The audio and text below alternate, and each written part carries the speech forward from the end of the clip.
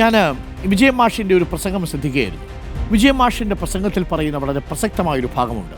നമുക്കെല്ലാവർക്കും ബാധകമായൊരു കാര്യമാണ് കേട്ടോ.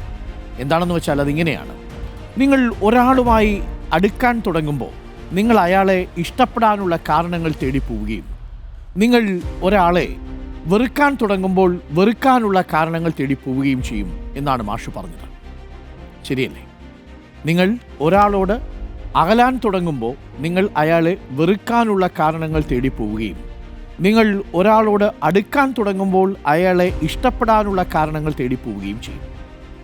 നിങ്ങൾ അടുക്കാൻ തുടങ്ങുമ്പോൾ അയാളിലെ ഗുണങ്ങളെല്ലാം അയാളുടെ ദോഷങ്ങളെല്ലാം നിങ്ങൾക്ക് ഗുണമായി തീരുകയും നിങ്ങൾ അകലാൻ തുടങ്ങുമ്പോൾ അയാളിലെ ഗുണങ്ങളെല്ലാം നിങ്ങൾക്ക് ദോഷമായി തീരുകയും ചെയ്യും.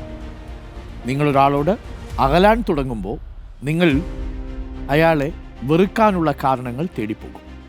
അയാളിലുള്ള എല്ലാ ഗുണങ്ങളും നിങ്ങൾക്ക് ദോഷമായി തോന്നും.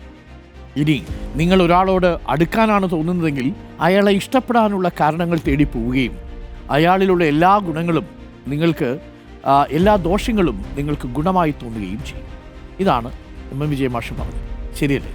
നിങ്ങളൊക്കെ ഓരോ മനുഷ്യരെ അടുക്കുന്നതും ഓരോ മനുഷ്യരുമായിട്ട് അകലുന്നതും ഒക്കെ എപ്പോഴാണെന്നൊന്ന് ആലോചിച്ച് നോക്കിയാൽ മതി.